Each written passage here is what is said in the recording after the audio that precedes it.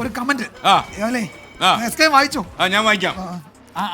ആശാ ജിജിയാണ് എഴുതിയിരിക്കുന്നത്. ചാകാൻ കിടന്ന വല്യമ്മ ചാടി എണീറ്റ് TV കാണുന്നു.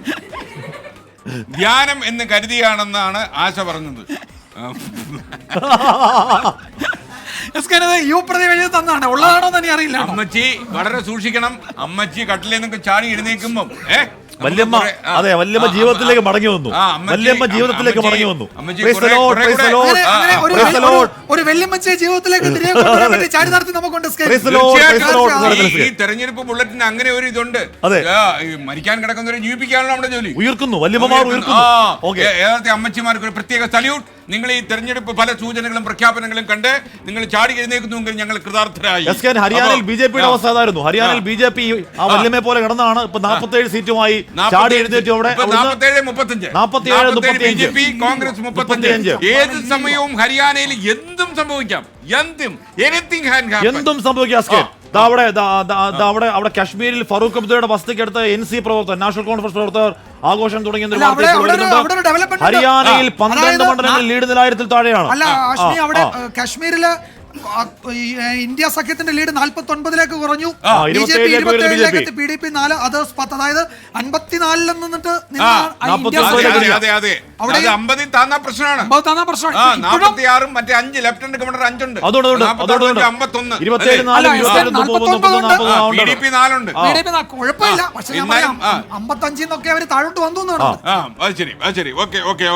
അവിടെ ഹരിയാനയിൽ കുറെ അധികം സമയമായി കോൺഗ്രസ് അവിടെ 35 സീറ്റിൽ നിൽക്കുന്നു. BJP 47, JJP ഒന്നുമില്ല, INLD 1, മറ്റുള്ളവർ 7.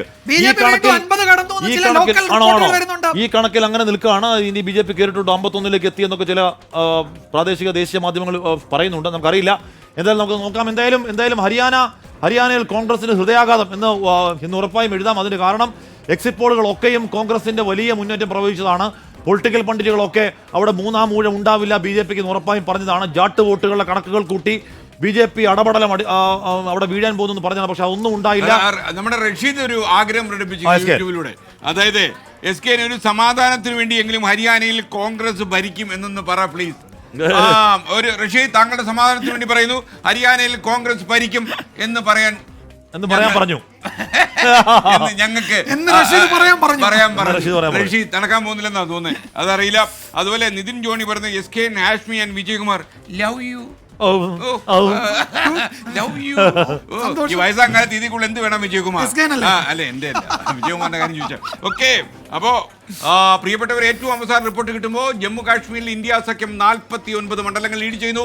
BJP അവിടെ 27 മണ്ഡലങ്ങൾ ലീഡ് ചെയ്യുന്നു. PDPക്ക് 4, ആം ആദ്മി പാർട്ടിക്ക് ഒന്നുമില്ല, മറ്റുള്ളവർ 10. അവിടെ ലഫ്റ്റനന്റ് ഗവർണർക്ക് 5 പേര് നിയമസഭയിലേക്ക് നോമിനേറ്റ് ചെയ്യാനുള്ള അധികാരമുണ്ടെന്ന് കൂടി ഓർമ്മിക്കുക. അതുകൊണ്ട് 51 സീറ്റുകൾ ലഭിച്ചാൽ മാത്രമേ ഒരു കക്ഷിക്ക് അവിടെ ശക്തിയോടെ അധികാരത്തിൽ വരാൻ കഴിയൂ എന്നുള്ള കാര്യം ഇപ്പോൾ മനസ്സിലാക്കുക. ഇനി ഹരിയാനയിലേക്ക് പോയാൽ അവിടെ ആകെ 90 മണ്ഡലങ്ങളിൽ തെരഞ്ഞെടുപ്പ് നടന്നു. അതിൽ 37 ഇടത്ത് മാത്രമേ കോൺഗ്രസ് ഇപ്പോൾ ലീഡ് നിലനിർത്തിയിട്ടുള്ളൂ. 46 മണ്ഡലങ്ങളുമായി BJP ബഹുദൂരം മുന്നിലായിരിക്കുന്ന കാഴ്ചയാണ്. എന്നാൽ അതേസമയം മിക്ക മണ്ഡലങ്ങളിലും ലീഡ് നില 1000 വോട്ടുകൾക്ക് താഴെയാണ് എന്നുള്ള ആശ്വാസകരമായ വാർത്തയും ജമ്മു കാശ്മീരിൽ നിന്ന് വരുന്നു. അല്പനിമിഷങ്ങൾക്കകം നമ്മുടെ ശ്രീനഗറിൽ നിന്ന് ബൽറാം നെടുങ്ങാടി നമുക്കൊപ്പം ചേരും. അവിടെ എന്താണ് സംഭവിക്കുന്നത് അറിയാൻ ബൽറാം നെടുങ്ങാടിയെ നമുക്ക് വിളിക്കാം. PCR please note. അത് കഴിഞ്ഞ് നമുക്ക് ഹരിയാനയിൽ എന്ത് സംഭവിക്കുന്ന അറിയാൻ നിതിൻ അംബുജൻ കൂടി നമുക്കൊപ്പം ചേരും അല്പനിമിഷങ്ങൾക്കകം. അവിടെ ഗ്രൗണ്ട് ലെവൽ റിപ്പോർട്ട് കിട്ടാൻ വേണ്ടിയാണ് നമുക്ക് വാർത്താ സംഘത്തിനോട് പോകുന്നത്. നമ്മുടെ വാർത്താ സംഘം ജമ്മു കാശ്മീരിലും അതേപോലെ ഹരിയാനയിലും എത്തിയിട്ടുണ്ട്. അവർ റിപ്പോർട്ട് ചെയ്യും. 12 ഉള്ളൂ. അത്ര സിഗ്നിഫിക്കന്റ് അല്ലാന്ന് തോന്നുന്നു. കാരണം അവിടെ എന്തായാലും എക്സിറ്റ് പോളുകളൊക്കെ പറഞ്ഞത് ഹരിയാനയിൽ BJPയുടെ വലിയ പതർച്ചയും കോൺഗ്രസിന്റെ വലിയ മുന്നേറ്റവുമാണ്. പക്ഷേ എക്സിറ്റ് പോളുകൾ ഒരിക്കൽ കൂടി അടപടലം എല്ലാ എക്സിറ്റ് പോളുകളും ഒരുപോലെ തെറ്റുന്ന കാഴ്ച ഹരിയാനയിൽ കാണാൻ കഴിയുന്നു. ഹരിയാനയിൽ എന്താണ് സംഭവിച്ചത്? ഹരിയാനയിലെ ട്വിസ്റ്റർ എന്ന് പറഞ്ഞാൽ ക്ലൈമാക്സിലേക്ക് എത്തിയപ്പോഴേക്കും വലിയൊരു ട്വിസ്റ്റർ ഹരിയാനയിൽ സംഭവിച്ചു. അത് ഇനിയും ഏതെങ്കിലും തരത്തിൽ മാറിമറിയുമോ എന്ന കാര്യം അറിയില്ല. ഹൂഡ പറയുന്നത് ആത്യന്തികമായി സർക്കാർ ഉണ്ടാക്കൽ ഞങ്ങളാണ് എന്ന് പറയുന്നത്. പക്ഷേ അവിടെ AICC ആസ്ഥാനത്തെ ആഘോഷങ്ങൾ നിർത്തിവെച്ചിരിക്കുന്നു. അവിടെ ഹൂഡയുടെ വീടിന് മുന്നിലെ ആഘോഷങ്ങൾ നിർത്തിവെച്ചിരിക്കുന്നു. കോൺഗ്രസ് 37 സീറ്റുകളിൽ, BJP 46 സീറ്റുകളിൽ. അവിടെ എന്തായാലും ഹരിയാനയിൽ BJPക്ക് ആഘോഷമാക്കാനുള്ള എല്ലാവിധ അന്തരീക്ഷം അവിടെ ആയിരിക്കുന്നു. കാര്യം അവർ 2 തവണ 2 ടേമിൽ ഭരിച്ച് 3-ാം ടേമിലേക്ക് പോയതാണ്. വലിയ ഭരണവിരുദ്ധ വികാരം പറയപ്പെട്ടതാണ്. ജാട്ട് വോട്ടുകളില്ല. ഗുസ്തി താരങ്ങളുടെ പ്രതിഷേധം, കർഷക പ്രതിഷേധം, ഇപ്പോഴും തുടരുന്ന പ്രതിഷേധമൊക്കെ ഉണ്ടായിരുന്നു. പക്ഷേ അതൊന്നും ബാധിക്കുന്നില്ല എന്ന് വേണം മനസ്സിലാക്കാൻ. അവിടെ ഒരുപക്ഷെ ഭരണവിരുദ്ധ വികാരത്തിന്റെ വോട്ടുകൾ കൃത്യമായി തന്നെ സ്പ്ലിറ്റ് ചെയ്യിക്കാൻ BJPക്ക് കഴിയുന്നുണ്ട്. പ്രതീക്ഷ കൈവിടുന്നു കോൺഗ്രസ് എന്ന് വേണം മനസ്സിലാക്കാൻ. ഹരിയാനയിൽ ഒരു യൂട്യൂബ് കമന്റ് വന്നിരിക്കുന്നു. ഭാവി പറയുന്നു, പുലി പതുങ്ങുന്നത് ഒളിക്കാനല്ല കുതിക്കാനാണ്, അവസാന നിമിഷം കാണാം ഹാഷ്മി എന്നാ പറഞ്ഞിരിക്കുന്നത്. ആരാണ് പുലി എന്ന് പറഞ്ഞില്ല വിജയകുമാർ.